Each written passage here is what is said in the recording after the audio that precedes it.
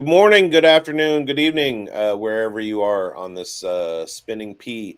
This is the Dynasty Stock Market brought to you by Fast Draft. If you like drafting and you want to draft faster with Fast Draft.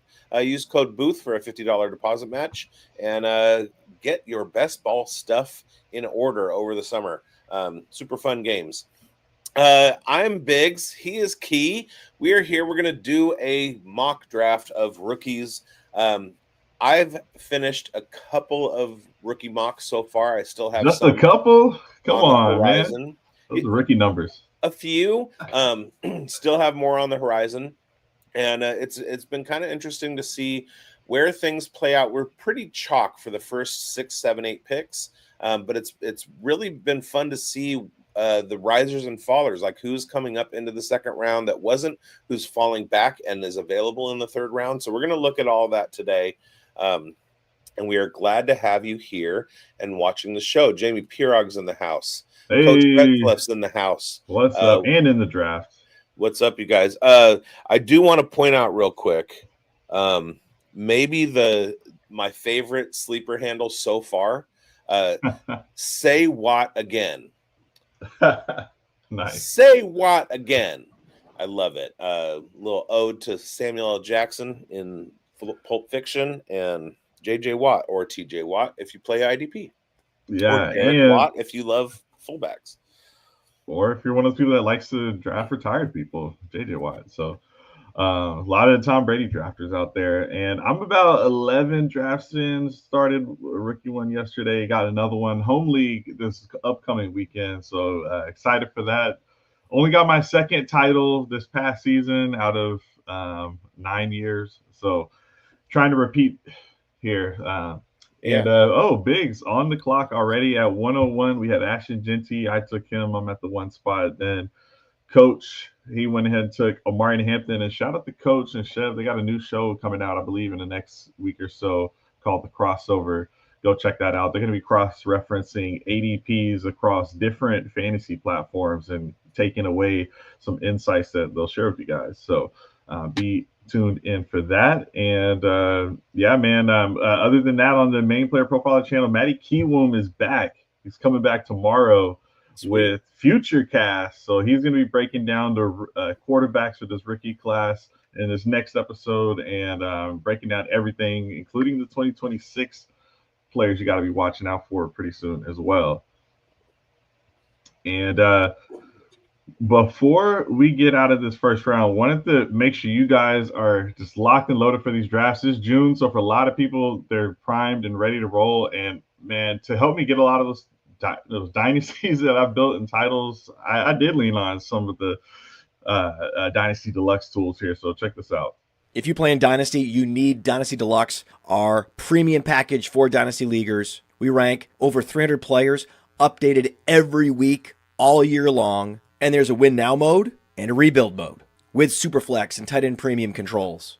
And a Dynasty League sync where you can say, sync down all of my sleeper teams, all my FFPC teams. And then you can browse around your leagues for who has needs. And then you can use our trade finder to see what kinds of trades are happening in leagues that are similar to the one I want to do. Then you can analyze trades using our trade analyzer, which balances the lifetime value, which includes pick values out to like 2028. All of that plus the rookie guide, $25 value, is included.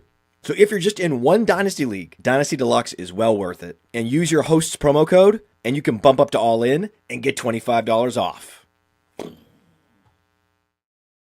Yeah, man. So we're back. Dynasty Stock Market. Hey, tapped in, man, because we're Let's figuring go. it all out right here. I'm on the clock, so I'm gonna let Biggs take it away here. I'm at the 201.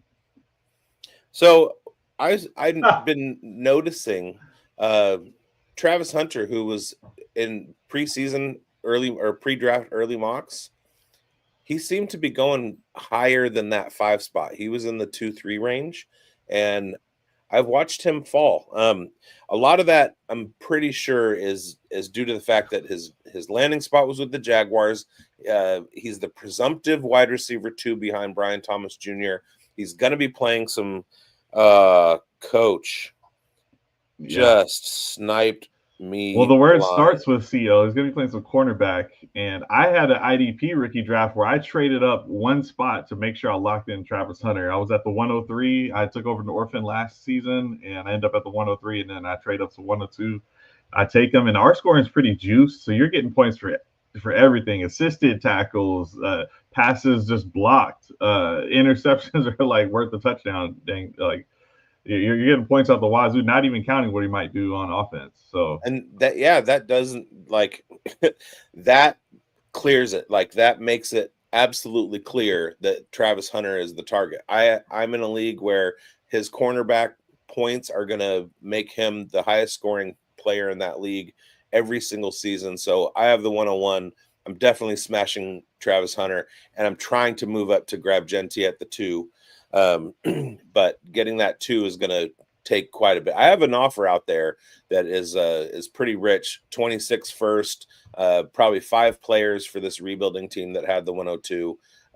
And they have a lot of expiring assets. They were competitive the first year of this dynasty. They won the first year of the dynasty because everybody drafted in the startup as if they were playing for the future, and this owner drafted for win now. So she did, and everybody on her team is just an expiring asset, and she needs a rebuild really bad. So I've put in like five young players and 2 or 3 draft picks that are pretty valuable, and we'll see if she bites. But he could be a cheat code, man. Most of this is kind of. Well, I was kind of shocked to get a Mecca Buka at the 2-1. Luther Burden rising there. I happen to be on the clock right now, and I don't think this is a controversial pick. What I'm about to make, Jalen Milroe. I feel like he's actually been rising a little bit because we've seen the injuries happen. I love an offseason where everyone thinks, oh man, everyone's gonna be healthy this season. It's gonna be great. Yeah. But we see that doesn't happen, and even Sam Darnold's final game wasn't amazing or anything. So who knows? Kind of a upside dart throw. If you don't know what to do, I'll hit the button on the quarterback and feel okay about it. So I am right now in the dead zone right here. Everybody's gone that I basically feel is going to make a big impact. I'm going to go with Jalen Knoll simply because he's in a position in Houston where he has the opportunity to step right in to that slot role and be the guy, right? We know that Nico's going to be downfield. We know it's going to take a little while for Jaden Higgins to adjust to that X spot, that X role. Jalen Knoll, I think, can make, especially with his route running ability, can make a very positive impact fairly quickly. Kind of in the mode that a healthy Ladd McConkey did last year. I think as long as Jalen Knoll goes into the season without a whole lot of injury bugs coming from camp, I think he can make a close to the line of scrimmage impact very early. So I just yesterday finished. I took over an orphan a couple years ago, or last year was the first season. Just finished the draft this year. Started at the 103 with Ted McMillan. I had the 107. My clock started at 2:45 in the morning, and I woke up at 2 in the afternoon and it auto drafted me Quinshawn, which I wasn't unhappy about, but I rather would have gone with Dart there. I grabbed Trey Harris. I grabbed Kyle Williams. And then I took Jalen Milroe. And what Jalen Milroe allowed me to do, it's a super flex league. I was already sitting on Hurts and Trevor Lawrence and Jordan Love, a bunch of quarterbacks.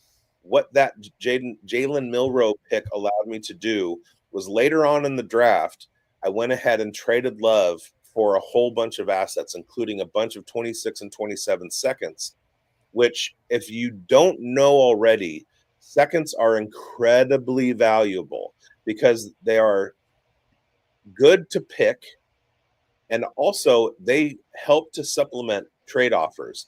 They're very, very valuable, and you should be hoarding as many seconds as possible. There was a little bit of pushback in the league chat about not getting any first Jordan Love, but what I wound up getting was the equivalent of very, very valuable assets that I can use to add to make 2027 first happen. and that was my whole goal. So it wasn't straight out like a 2026 first and some other extras. It was a bunch of assets that can combine to get me into. And that was in the past week, you said? The draft ended yesterday. Oh, nice. I actually 4 days ago traded away Jordan Love. I traded him straight up for Saquon Barkley. I have a pretty loaded team where I probably already had the top running backs, but I was like, let me get the number one running back. I'm on the clock here. I don't hate it, but my first thought was also about the first man.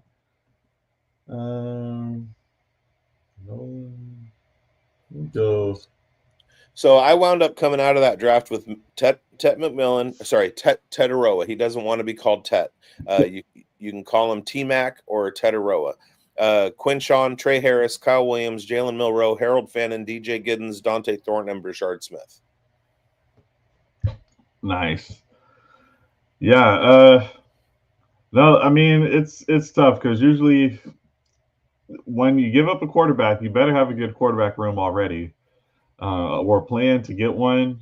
Because when I traded away Jordan Love, I turned right around and traded for Matthew Stafford, and I brought that up because you were talking about the second round picks, and I was able to just get Stafford with a 2027 second round pick, and I actually had a package with a bunch of other thirds that landed me Pacheco and Jacoby Myers. I basically gave away 3/3 in a second for Stafford, Pacheco, and Myers. So it's like my team's already loaded. I just wanted to make sure I had some depth. None of those guys are starting for me, just with how good this team is. But neither are those that 1 second in 2027 or these thirds out in the distant future. So yeah, you can get assets. And the guy I traded with, he was a rebuilder that just took over the team last week. So his mind was solely focused on, I need draft picks. Our draft is in 2 days. I don't care what. Like, he even kind of did a lowball trade and got rid of Trevor Lawrence for 110 and 210, which I thought was kind of low valued. But it's one of those things where when you see a new manager in the league, that I don't blame that other person for just going to get Trevor Lawrence. I didn't have it first because I've already mortgaged everything to get my players. Blood in the water. Yeah, exactly. Like, as soon as someone gets in there in the league, I was the first person to do a trade with them because that's what you got to do. You just right off the rip, like, hey, let's make a deal. Yeah. Welcome to the league. The other part of acquiring those seconds and not asking for first, I did ask for a first, and the guy said this is likely his last year in the league, and he didn't want to pay for 2027. Wow. Okay. So I adjusted, fell back, did the seconds. So there were two things. Number one, I was not aggressive so that I could make the deal. That's the first aspect of it. The second aspect is, and I did a show last week on a different channel, and we had Joe Kuvatakis, who's a good friend of the program, over at the Undroppables, and we were talking about making trades in Dynasty. And one of the things that he pointed out is that sometimes you go into a trade and you lose the trade. Go ahead and lose the trade, because what that does is it gives the rest of the league the impression that they maybe can take advantage of you, and it will make them more likely to be willing to make a deal. And then you can start getting in there, and they know that they have you on the hook, so you can start adding your thirds, you can start adding your fourth, your supplemental, just kind of sweetening the deals that you're with the assets that you're acquiring. So now everybody in this league is like, well, look at this guy. He gave up Jordan Love for a bunch of seconds and stuff. We can make a deal with him. So I can totally take advantage of that and set. Oh, and we got someone in the chat saying, "Who the hell is Lane Larson?" No, yeah, Meta Tactics by Biggs, exactly. That's the stuff you got to go to Undroppables to subscribe for. So leave the stream, go subscribe to Undroppables, come back, and that's awesome. And even last week, I had a team that they had been in the league for 2 years, but we all started the league as new players. Not me, but I was trying to get friends into it. And a guy, I guess, overnight decided he wanted to rebuild, and I saw him do some crazy trade. And I actually was laughing at my co-manager. I was like, "What is this guy doing?" And while I'm laughing, a different league may gets in and does a second trade where the guy gets rid of Amon-Ra St. Brown. I'm like, whoa. So then I just start firing off trades, and I got a pretty good haul, like a cheap Jared Goff for like a second round pick. I was like, sure. Like this guy just gave away his whole team. But like, don't be laughing. Go in there and get your hands dirty, roll your sleeves up, and get some trades done. Yeah. We got I like that reverse psychology though. Crazy, man. We got Jamie in the chat with a question on the clock in a best ball dynasty startup. What do you think about Shipley versus Ford? I'm smashing Shipley. I'm grabbing Shipley everywhere that I can. His comp for me in terms of physicality and talent is Jahmyr Gibbs. I'm not saying that he's gonna do that statistically, but he's a little bit bigger than Gibbs and just as athletic. He doesn't have the draft capital that Gibbs does, but athletically he has a very, very similar profile.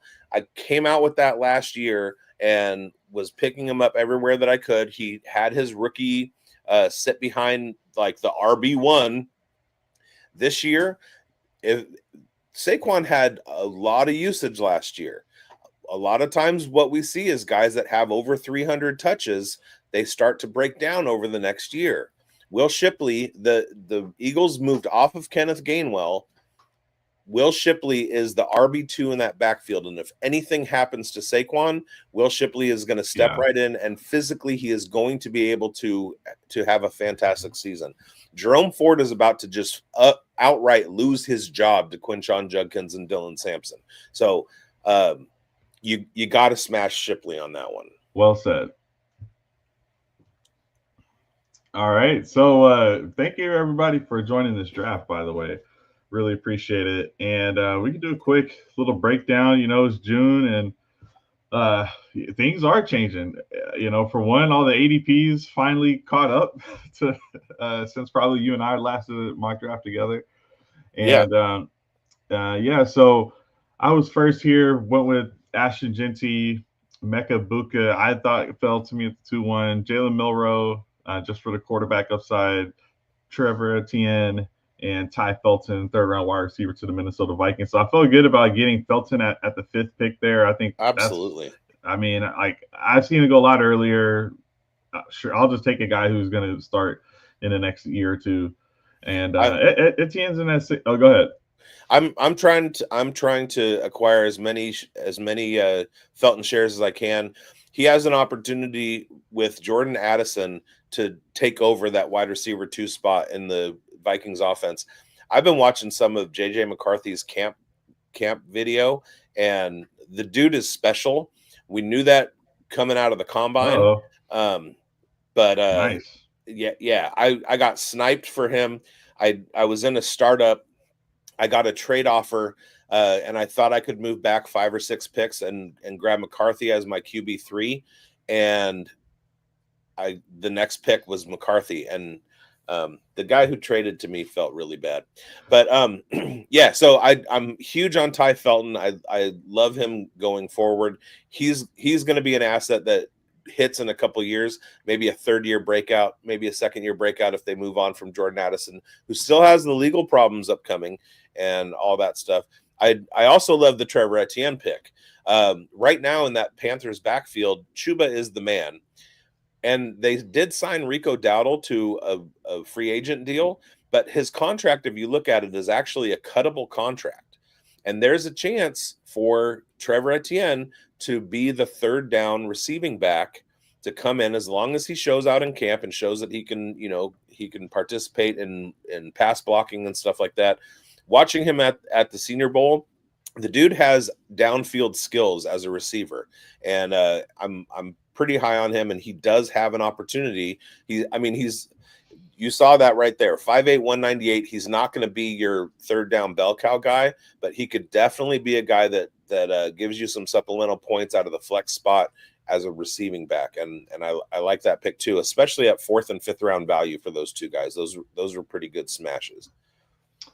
Appreciate it. Well, we can keep rolling here, and I wanted to do 2 things. I wanted to assess the draft. We can give our MVPs who we think smashed, whatever.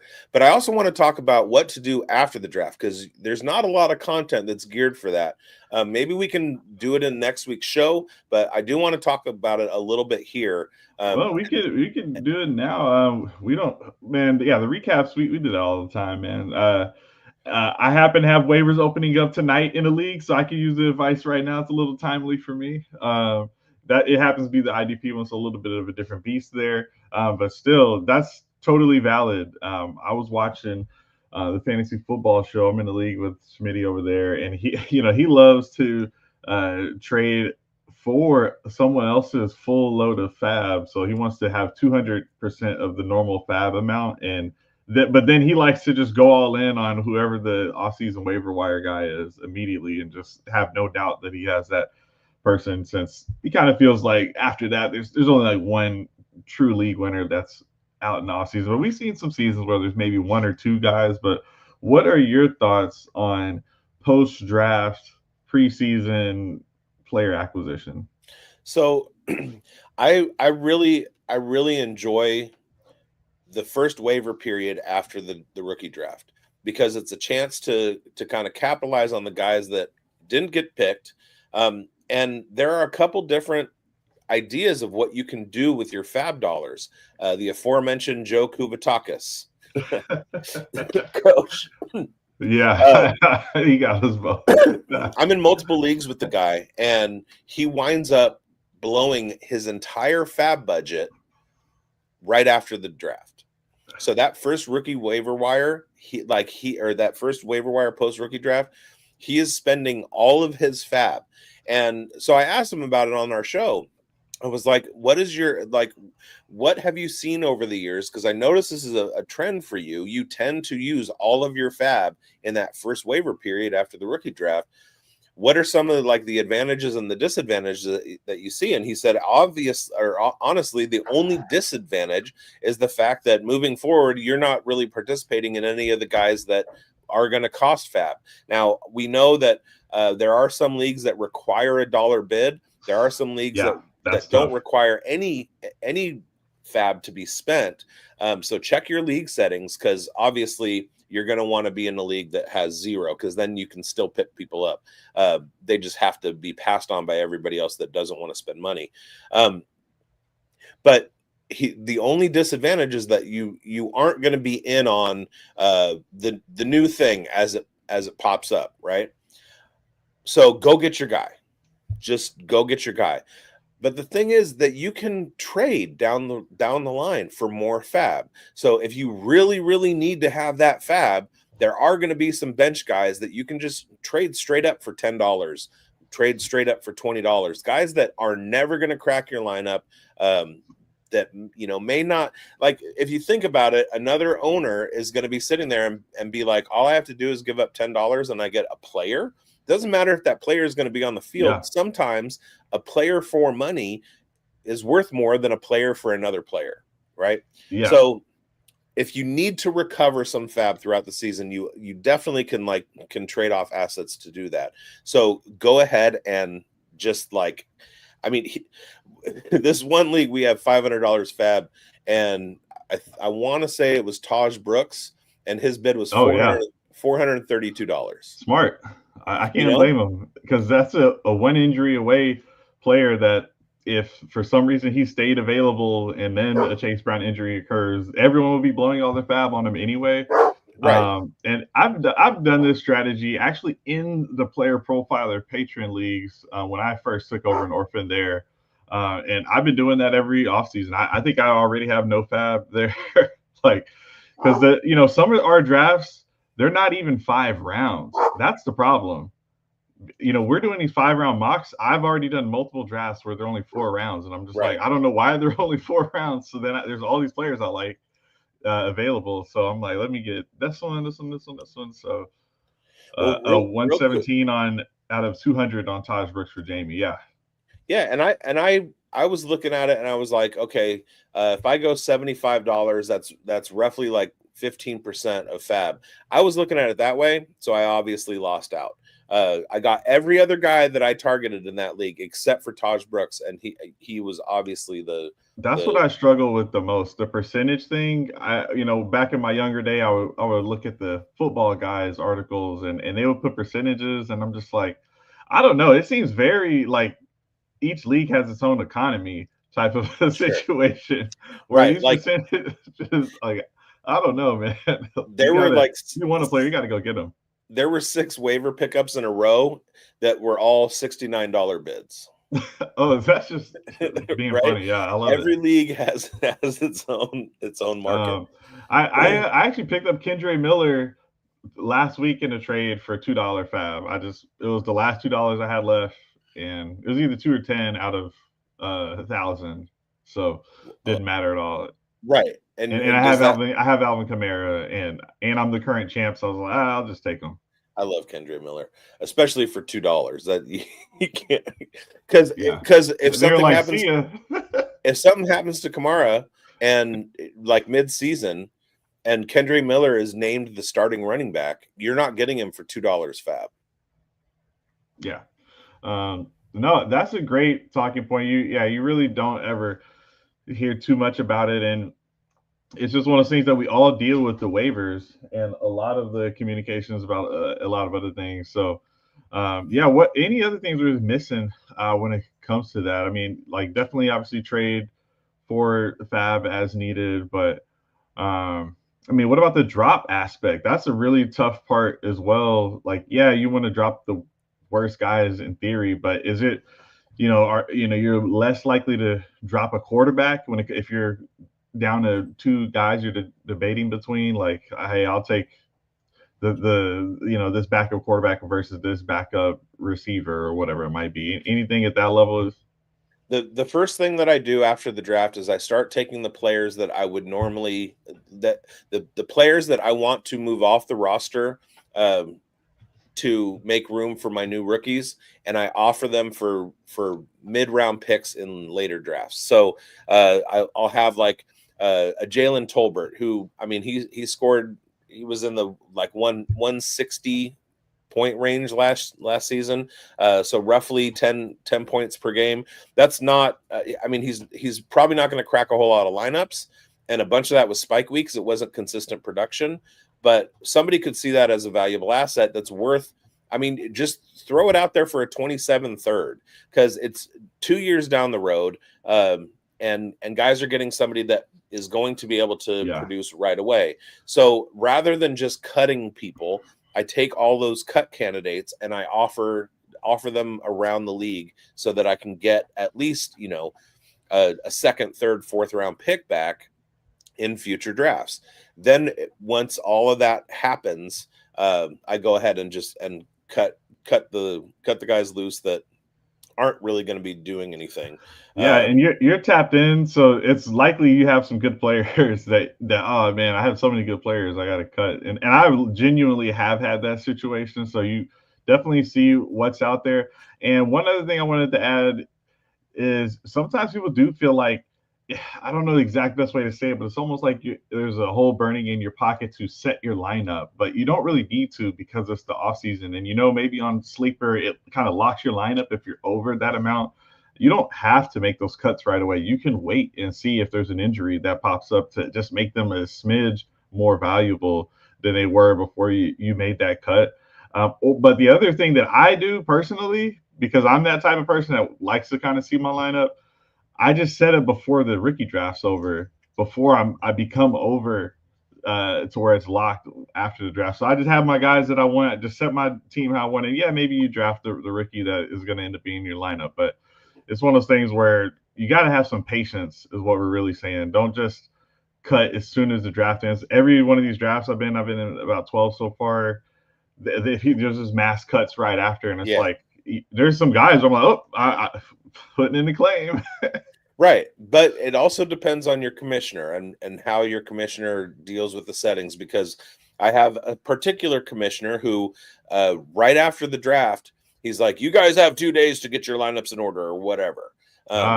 Okay. So sometimes, like sleeper, technically you don't really have to do anything until right before the season starts, right? It'll say like you're three players over the roster limit. That doesn't matter until lineups actually have to be set in week one, technically. But sometimes you have a Commissioner Gordon. Thanks, Coach. Can I just get my last pet peeve, man?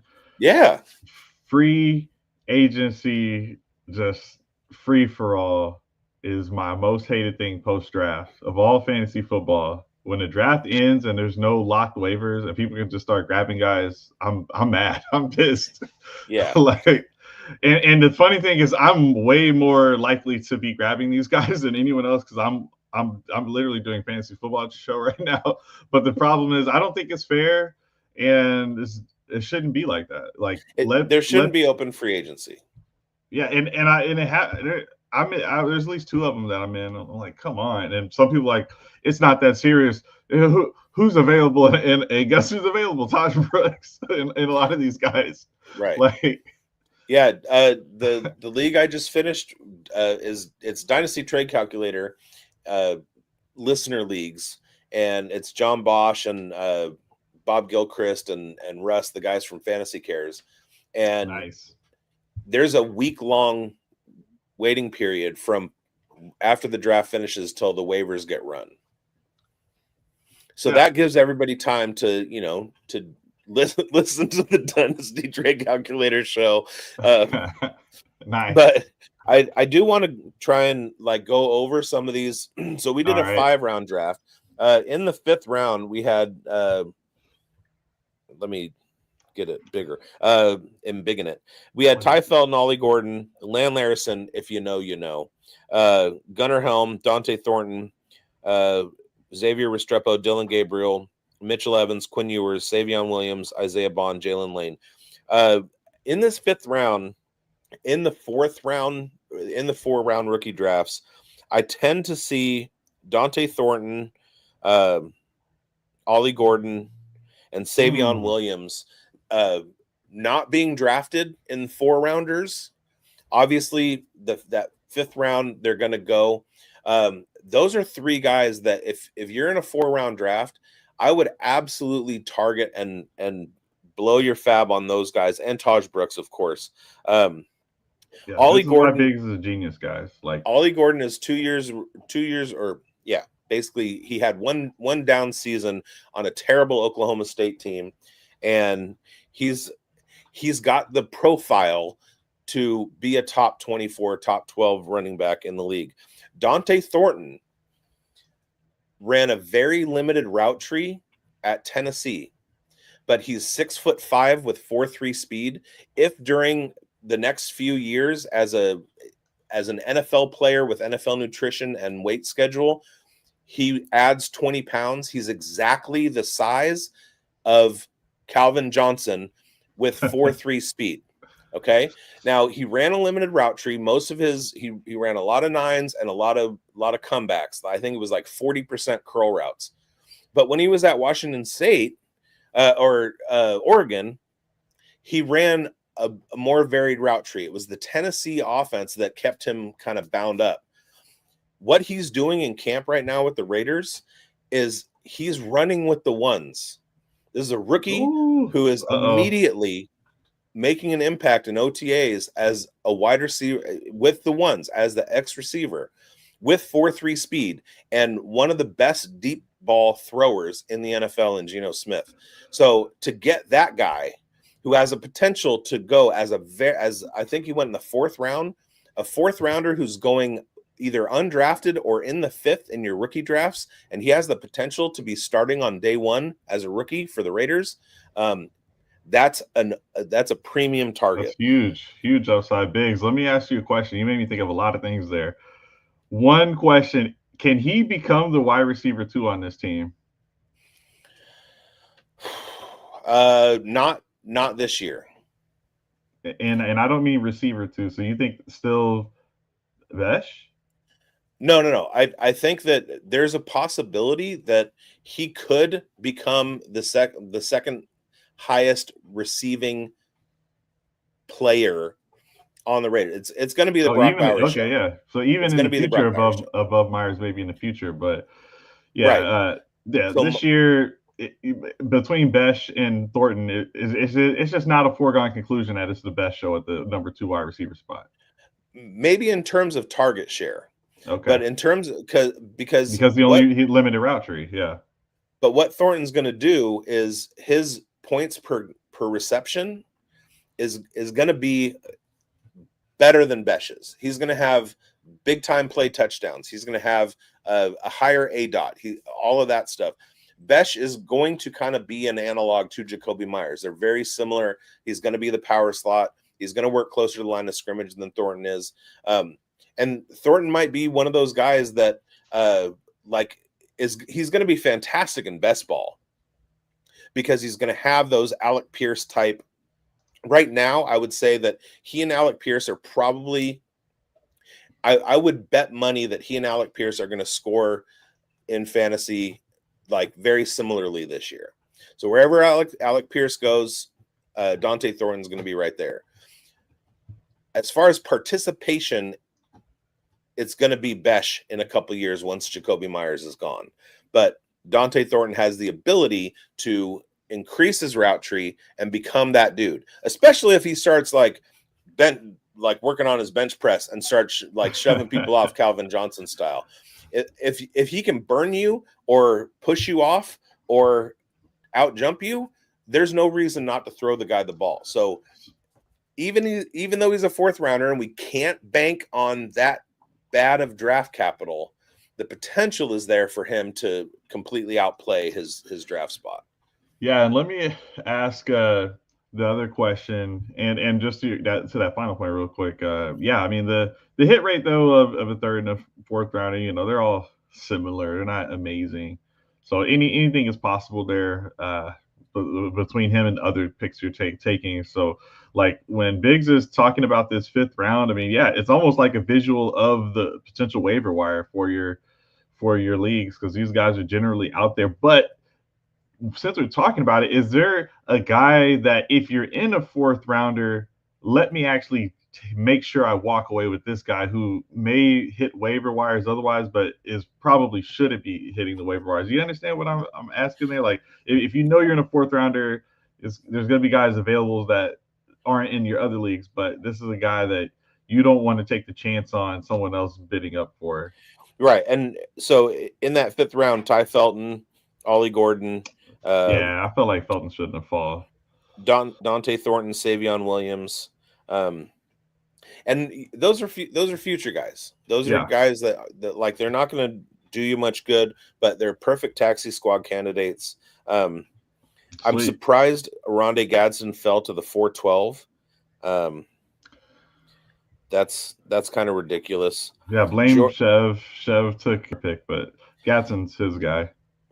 And Jordan James has actually over the last couple weeks gone from going undrafted to being he's 4th round here. He went 3rd round in almost all in 3 out of the 4 leagues of the session that I just did. So I personally like Isaac Guerrero better at this point, but Jordan James, we talked about it. He outplayed Bucky Irving at Oregon. And everybody's looking for this year's Bucky Irving. Well, Jordan James was in the same system and was better. And ultimately those guys get injured in that Shanahan system. Everyone knows it, and they got rid of Jordan Mason. And guess what? When Guerrero got a shot, he got injured as well. So yeah, kind of makes sense. Do you want to? Hey, Instacart is in the building. I wanted Thornton and Rondé Gadsden. Yes. Job, Art. I was going to see if you wanted to bring up the list of players that weren't drafted in this one, and we could talk about a couple of the ones that I don't know if that's going to be visible. I don't think that's an option. Okay, I still have them in the queue or something. Yeah, I'll just kind of go over them real quick. Damian Martinez is the first one. I'm not huge on Damian Martinez. He was less efficient than Blake Corum at Michigan, and he's in a backfield now that has Kenneth Walker and Zach Charbonnet in front of him. All right. But The next guy down is Jimmy Horn. And I figured it out. I just make a copy of the league, and it hasn't started yet, so it still has all the players up. There it is. Jimmy Horn is second in this list, and I absolutely love him. Now, right now, Carolina has an absolutely loaded wide receiver room with Adam Thielen and Xavier Liga and Jalen Coker and their first-round pick, T-Mac. But watching Jimmy Horn work, that dude, and Hunter Renfrow. Let's not forget Hunter Renfrow. He looked good. I saw some clips. He looked good. He can always catch. The route master. So, but Jimmy Horn reminds me a lot in his route running ability of Hunter Renfrow. So if there's somebody to like make a dart throw on, throw out a little bit of fab in that post draft waiver wire. Grab yourself some Jimmy Horn, stick him on your taxi squad, because you never know what's going to happen down the line. We also have Khalil Mullings. We don't know what's going to happen with Tajay Brooks, Tajay Spears. I don't know that those names kind of confuse me. Tajay and Taj. So yeah, Khalil Mullings, good profile, could turn into something down the line. 6'2", 226. That's exactly like what you want to see out of a running back as far as their potential physically to be able to smash down the line. Mafia. Yeah. Jordan Watkins. People are in on Mafia because it's still undecided in Dallas what happens, really. And I want Mafia wherever I can. And then Jordan Watkins. So the big story out of Ole Miss this year was Trey Harris. But Jordan Watkins had himself a year. Ole Miss, their offense was cooking. Jackson Dart was cooking. Trey Harris was cooking. Jordan Watkins finds himself in San Francisco, where he's got Ricky Pearsall, who's chronically injured.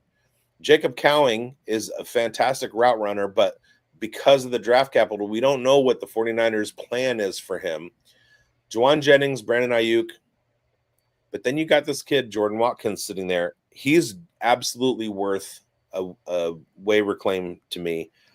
Right below him is my favorite backup quarterback in this entire rookie class, and that's Kyle McCord. So Kyle McCord goes to Philly. He's got a running quarterback ahead of him in Jalen Hurts. We know the shelf life, or have an idea of the shelf life of running quarterbacks.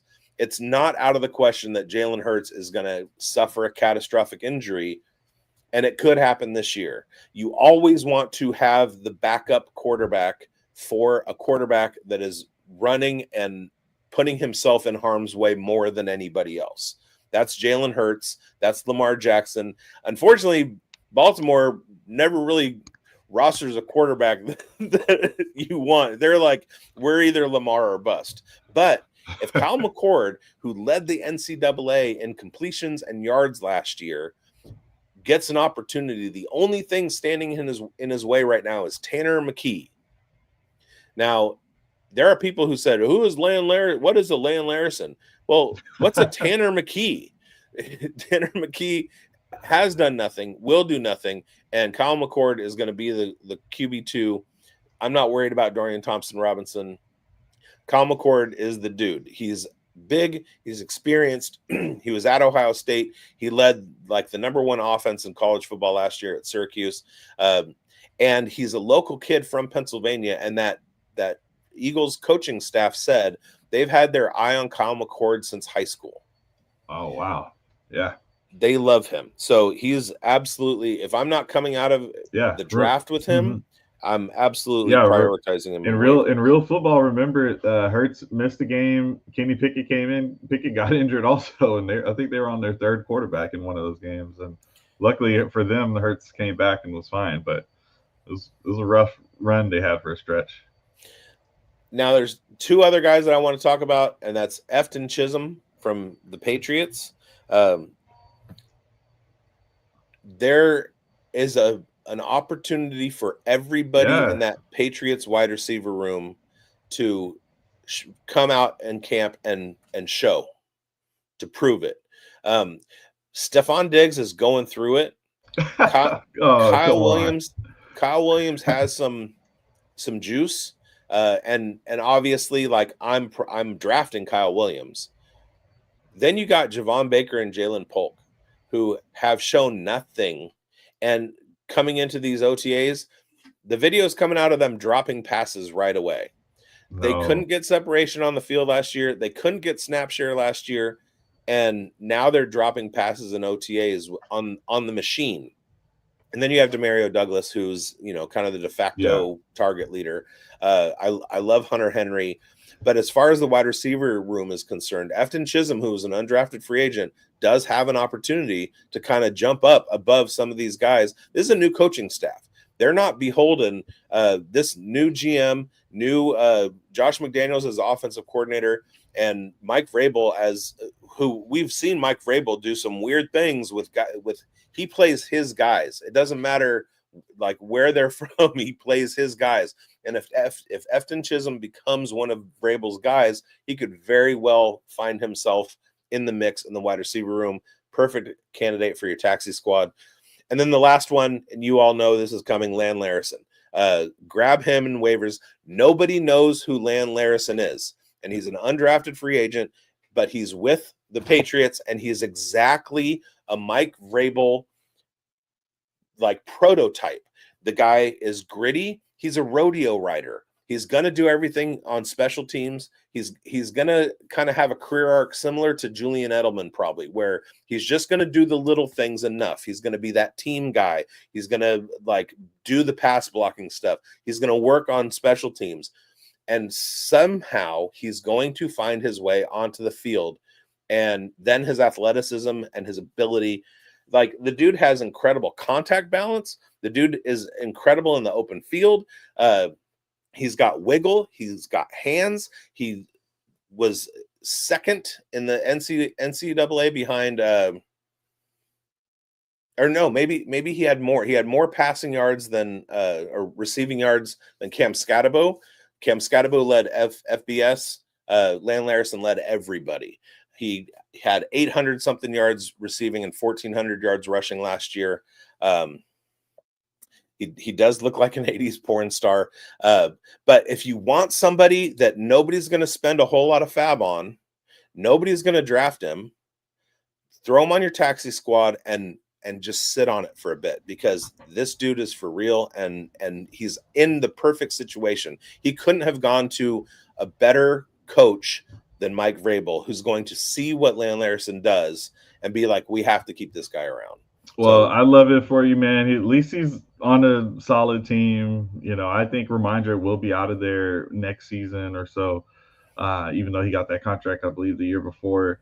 And yeah, it's going to be the Trayvon Henderson show, but absolutely could see them having Lan Larison be that second guy at some point. I'm just shocked that it's still at 0% rostered. I know it's not real. I know it's not real because you have them somewhere, I'm sure.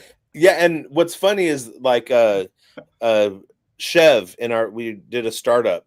Chev sniped him like let me see what round he went in.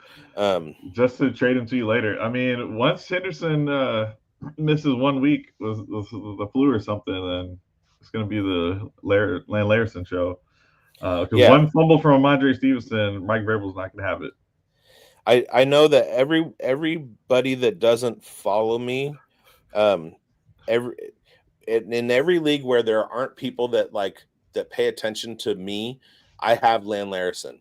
In every league that I'm in that people pay attention to me, they're sniping him from me all over the place, which is fine with me, because the only thing that I want is to see that 0% number go up. I just want to make sure that he's being drafted. He went in round 20, before Kareem Hunt, Kendre Miller, Isaiah Davis, Phil Maffa, Keaton Mitchell, Nick Chubb. So that's like, I mean, those guys aren't really going to do much. I heard some love for I believe on RotoWire from Jim Coventry shouting out one of the what was the last name you just gave? Anyway, I just lost it. But yeah, some of those. Oh, Keaton Mitchell. I was like, Yeah. man, because people are, anyone who's in the running back room, it's not unrealistic that they get some burn. And actually, in the Ravens situation, Henry only gets 50% of the snap share anyway.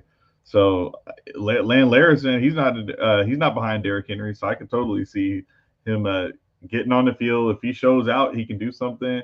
Him and even the Chisholm guy, I believe he went to the same school as Cooper Kupp, right? Eastern Washington. Yeah. They have the You gotta red have field. you gotta have some grit and just keep grinding. And everything you told me about Lane Larison, he's got that. So I'm sure he'll stick on some rosters. And it's honestly just feels like a Patriots guy to be honest. I do love Keaton Mitchell though. Watching him do squats Okay. yesterday, and we know what he's done. He's been hurt his entire career, but what he's done on a per touch basis is like elite level production. Yeah. If he gets a chance ever, we're looking at a huge season. Brian Seven wants to do a team by team review. All right. Well, we'll give it to you. We got about 10 minutes. Sure. So let's do that. And let me do it on the other page. Let's go back. So 102, we got coach's team. He went with Amari Hampton. He got Jackson Dart in the second round, Bashal Tootin, Brashard Smith, and then Ollie Gordon. So absolutely, Amari Hampton. It's a great pick. It's very interesting seeing who goes with these 102s in these drafts. I had Ted McMillan going to draft yesterday, and I was like I was trying hard to trade for that 102, and I was like, oh, now I'll try to get the 103 so I can get Hampton. So I like the first pick. You can't complain about getting a first round quarterback in the second round there. That's a nice pick. Jackson Dart's value to me is 106, and he's going at the turn. And so Tootin, he's a guy where the fumbles have been an issue in college. First carry in offseason workouts was a fumble. We'll see how that progresses. But right now, the Coach Speak Index highlighted the interview where the coach was like, yeah, we really believe in Travis Etienne. He's done everything we've asked him to do. So who knows if that's like, yeah, we don't have any other options. So this is our guy now. We'll see what happens there. And Brashard Smith, we all love Brashard Smith. If you go to Uncovered NFL, that channel on YouTube, we only have one short on that channel, and it's about Brashard Smith. And that short just keeps going up by 1,000 views every time I check because Brashard Smith. We got a huge bump after the Chiefs drafted him. So you want Jerick McKinnon in the Chiefs offense? Yeah, that was such a nice run, Jerick McKinnon run, like out of nowhere, just super productive in his 30s. So what can a young Brashard Smith with that receiving profile do? Come on now. Yep. So let's move on. We talked about Ollie Gordon, a great stash pick there. So with your team, T-Mac here, I love that. Most confident I am in any wide receiver in this class just having consistent production, especially for these PPR leagues. So I'm good with it, and we're all big fans of Trey Harris. I made a questionable trading away Trey Harris and Pat Bryant and a second round pick to get Emeka Egbuka over the weekend. And I felt. I had Baker Mayfield, and I happened to be current champ, and I was just like, I'd rather just have this guy. I feel like I can see the path of the guys in front of them leaving the team, whereas and Emeka being the wide receiver 2, and maybe emulating that wide receiver 1 Godwin type of usage that we've seen in the past. Whereas Trey Harris, I really like Lad McConkey. So he doesn't have to be the number 1 to be great, but the volume, I like Quentin Johnston too.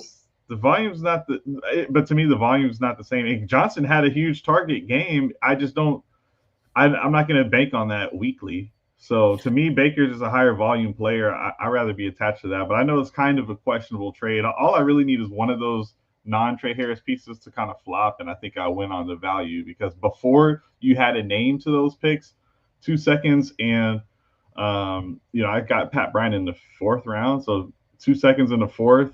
For Emeka Egbuka, that's a trade I probably would have done since he was drafted at the 107, I think, in that draft. Egbuka is He's a smash play. Coming into last season, there were a couple wide receivers that I had my eye on for second half of the season breakouts or later, and Jalen McMillan was one of those. There is a scenario in the next 3 years, so target Buka's third year breakout or whatever, where Godwin and Mike Evans are not in that offense anymore, and that offense belongs to Emeka Egbuka and Jalen McMillan.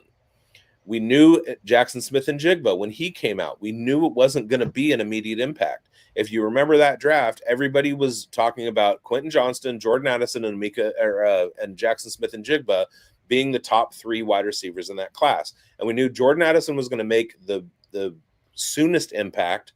Jackson Smith-Njigba was going to be the best of the 3, and Quentin Johnston was, a little bit overvalued. Well, what has happened?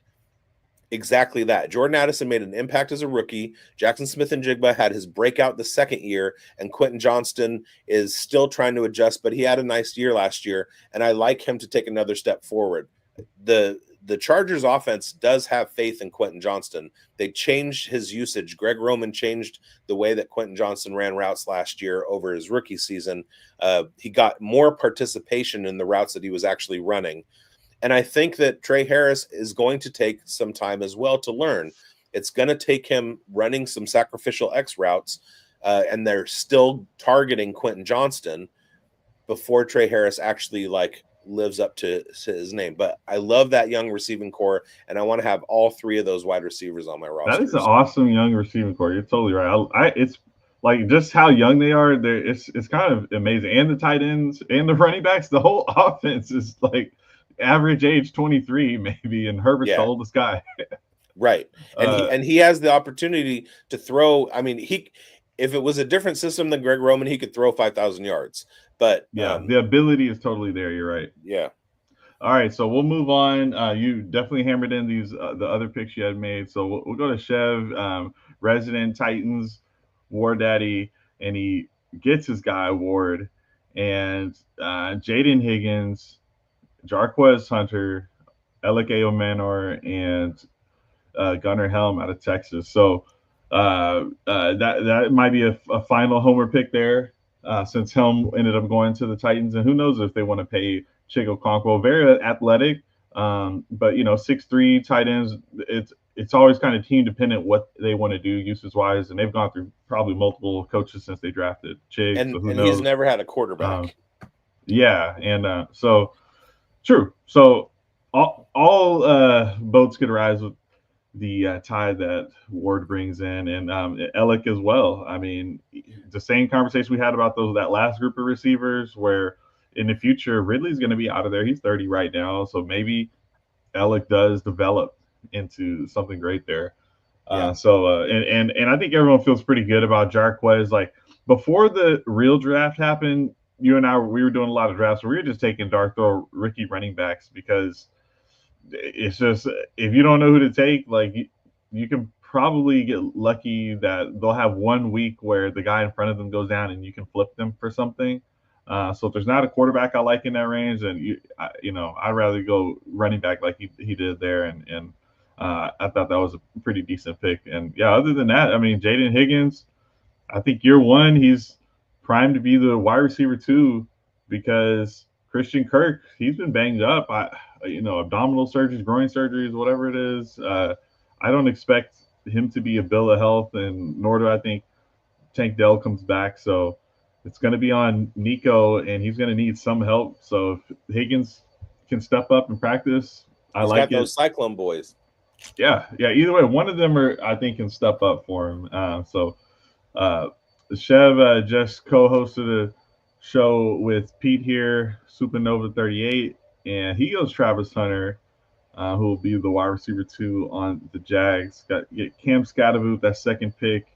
Then he goes DJ Giddens, one of the best handcuffs in the league. We've seen Jonathan Taylor be injured. Isaac Texla, a guy who got multiple third-round draft picks traded to acquire him by the Lions in that 70th pick range. So they believe in him. So in the 4th round, that's kind of the same thinking I was having with the Vikings wide receiver Felton. It's like Yep. these guys were drafted in the third round. We're getting them super late. At some point, I know the hit rate is the hit rate, but I'll take that over a lot of these other guys that are drafted a little bit later. So I I thought he love was this some good picks. draft. He had a Thornton as well, the guy you called out before. So I yeah, love I this thought it was a draft. good draft. I think it might be my favorite. Travis Hunter is going to do Travis Hunter things. I love Cam Scotabo. I think he has an opportunity to take over the Giants running back room this year.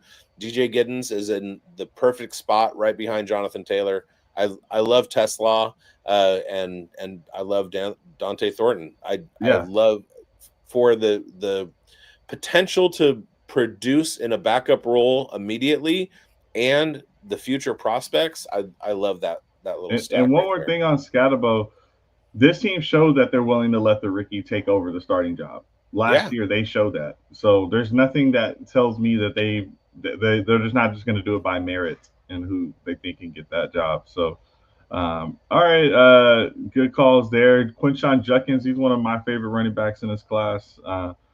Love the Raz and all of that. Matthew Golden, Jaden Blue, a couple Texas guys there, and Will Howard. Until Roger signs, that's going to be a good pick. And Xavier Strepo, free agent there. He gets picked up with the Titans. He has that school connection with Cam Ward, so maybe he gets a role. We'll see. But overall, any of these teams that ended up with one of those top running backs, I like their ability to walk away with having increased their ability to score points for their team in this next season. They're not going to have to wait too long because a lot of these spots are just wide open for Judkins to produce or Henderson. I will say I usually see Henderson go ahead of Judkins, Yeah. so that's a call there. I've seen on some pods like maybe just one that Chev hosts with the FFD Austin Abbott. He took Quinshawn, I believe, ahead of Travion. So it doesn't always happen, but I'm definitely in on the profile. I just feel like Henderson, all he has to do is not fumble, and that team will be happy because Stevenson was losing his job to Antonio Gibson the last season. So I just feel like that job is whittling away. But with Quinshawn, it's already his job, so I totally get it. I do love those PPR guys. They can be lethal, and if everything lines up perfectly. Yeah, and so one of the things that I try and push back on is when people say that running backs that don't catch a lot of passes in college aren't going to catch a lot of passes in the NFL. And the prime example of that is Tyrone Tracy and Antonio Gibson were converted wide receivers to the running back position. Antonio Gibson doesn't have a 50 catch season in the NFL. Josh Jacobs averaged, I want to say 20 catches at Alabama. He had fewer catches than Quinshawn Judkins did. He has a 50 catch season in the NFL. He's averaged like 30 catches a season. So I'm not, or 39. I'm not worried about Quinshawn Judkins not being a receiving back. He definitely has the ability to do that. We just didn't see it in that system that he was in. Yeah, and then to get the first round wide receiver in the middle of the in the middle of the second round, and Matthew Golden, that's still good value for what it's worth. Because there are times where, depending on what team I have, like in the very end of the first rounds, if it's not tight end premium, I'm struggling with some of these values. But with some second rounders, like I might rather trade them. But getting Golden here, I think is a great shot, regardless of how many points I think he's going to score. And then I think Blue, it's just he has to hit if you're taking him here in the third. I'm totally fine with any of these third round running backs just taking a running back. I just can't be like, oh yeah, he slammed it out of the park. I love the upside. He could be starting day one. So out of any running back, I mean, sure. Javonte is like he's locked in. He's the new Heat. No, Javonte Williams is locked in as a starter. Yeah. I've seen some good stuff report wise for Javonte. So any draft you're in, and Javonte, that's the easy late pick that will produce some points for your team. Let's keep it rolling here. Yep. Remember, this is tight end premium, guys. So these tight ends did not really move. It's 0.75, so you would get 1 point plus an additional 0.75 if they make a catch there. So this guy gets Warren in the first, Jack Besh in the second, then Harold Fandon Jr. in the third, Devin Neal, and goes with Dylan Gabriel in the fifth. Love it. So yeah, I like it there. I did hear that Njoku may be working on a contract extension. We'll see if that comes to light. Either way, he's got some developing to do. Size wise, I don't expect him to ever be a blocker type role, Nope. but either way, not bad here in this format. And then we've got Trevion Henderson. He goes at the 108. Kyle Williams, 2.8. We've got Shador Sanders, and then Jordan James and Mitchell Evans. So Sanders, we've been hearing that all the quarterbacks are getting reps in practice. I haven't talked to you about that. Uh, I'm totally against wasting breath on guys that I don't think are going to actually get playing time, but it does seem like of all my years playing, this is a very, very wide open quarterback situation. And we've seen it where they just have no quarterback, really. Like the team's just bad, and they're going to be picking first overall next year. But is this a guy that's still worth the stab here in the third round? It depends. We have to look at the contracts. If Will Howard gets a bigger rookie contract, which I think he will, than Shador Sanders, then you have to lean towards Will Howard, and Joe Flacco is the starter. So I'm not into rostering a whole lot of QB3s. Yeah. All right. But still, especially spending a third round rookie pick on a QB3. Yeah. But he goes all in on the Patriots with his first two picks, so hopefully that works out. I like the picks there. And Colson Loveland goes at the 1-9 to big smooth 4. Then takes Tyler Shook. So, I mean, starting quarterback, I'll take it. I've seen Shook get flipped. My buddy sent me a text this morning of a Shook deal that he was shook by, because it was like, really, you're giving up. What was it? It was Tyler Shook, Dontavian Wicks in the second in 2026 for a first in 2026. Are you doing that? Are you going to receive a first if you give up your Shook, Wicks in the second? Yeah. Yeah, like if I just don't see the long-term upside of a lot of quarterbacks, to be honest. But if you're telling me it's Shook, this is just a bad situation no matter what. It's like, even if he's good, eventually they have to replace Kamara and probably overpay Olave. Maybe they get a deal on him. I just don't see the team as being super complete. So I went out in that New Orleans situation.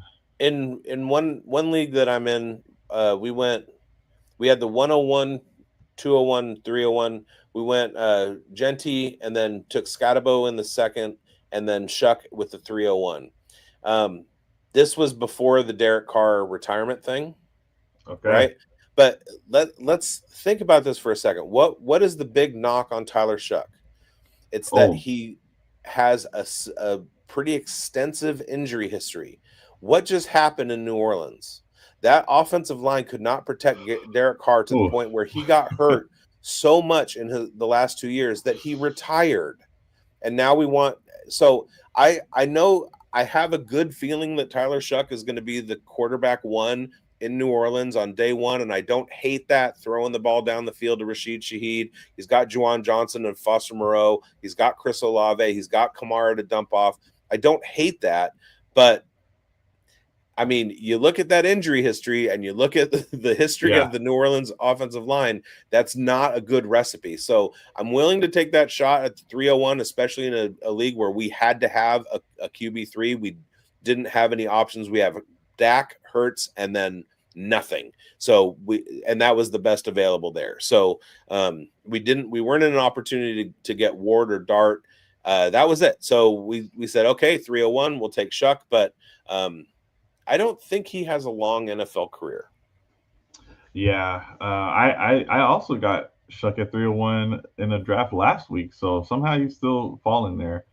Okay, so and he also has Jalen Royals, KC wide receiver. I think regardless of whether guys are getting suspensions or injured, I think either way there's opportunity with Travis Kelce eventually leaving.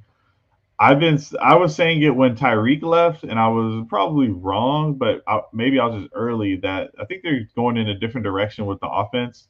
But what happened was they still did go heavy on Travis Kelsey, even though they found that Tyreek replacement, quote unquote, to have Rashee Rice. He got injured immediately, so they still were leaning heavy on Travis Kelsey. But I see this team in 2026, 2027 being a wide receiver first team. They're not going to turn to Noah Gray or the injured rookie or anyone else at tight end. I think it's going to be Pat Mahomes and his receivers and Royals. That could be the guy that they're turning to. And we talked about Taj Brooks already. And then Quinn Ewers, 5-star quarterback out of high school, let Quinn down in Ewers college. So in 2030 is going to be Baker Mayfield. boom. That's why I started with the 5-star thing. You've hammered it, and it's been bad so far. But he hasn't. None of these guys have played a snap yet, so we can't say exactly what's going to happen here. So last few teams here at the 110, we've got R.J. Harvey, who's been I would say a big riser. People were in on him before the draft, but still here at the 110. He's got R.J. Harvey, then Elijah Arroyo for the tight end premium, Dylan Sampson, just in case, Kyle Monangai, I think is maybe 2026 play. Maybe they don't pay these other guys. We'll see what happens there. And then Savion Williams, another third round wide receiver that gets some late round rookie love here, but he's a gadget guy, so we understand what's going on there. I have him in all my Devy leagues, but that's because he probably looked like a freak athlete in college. Like, gotta have this guy. Yeah, he was great in C2C, but now with the NFL promotion, it's not quite as promising. He was like the known version of Dante Thornton, where a big guy that can move. But I knew his name. That's the only difference. Right.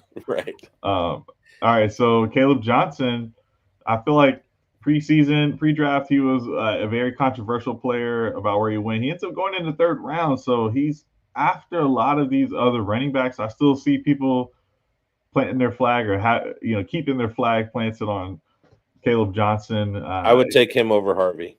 Okay, is it the age? 24 years old for Harvey, I believe 20 for Caleb Johnson, 21 for Caleb Johnson. That wasn't even a consideration. I think Caleb Johnson in Pittsburgh is the perfect landing spot for him. His size profile is great. I like him a lot. Historically, Tomlin has had a workhorse back. As each year is progressing, we've seen, the workhorse back is dying out. Well, it's still been Tomlin doing the exact same thing. And there are some in the league, so it's still a thing. And to be honest, as much as we like Tyler Warren, he's going to be out of there too, unless they get him on some kind of contract extension in the next year or so. So either way, he's got a good long-term future ahead of him. Yep. All right, and then another tight end. I believe the third tight end taken, Mason Taylor, went in the second round in this draft and in real life.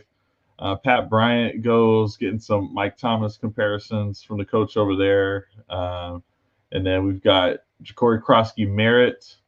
He's getting a lot of hype as the RB you need in the Washington backfield. And Isaiah Bond, I almost asked a question about him earlier when I was like, are there guys that you need to walk away with? But I wasn't going to loop him in because he's not on a roster in the NFL yet.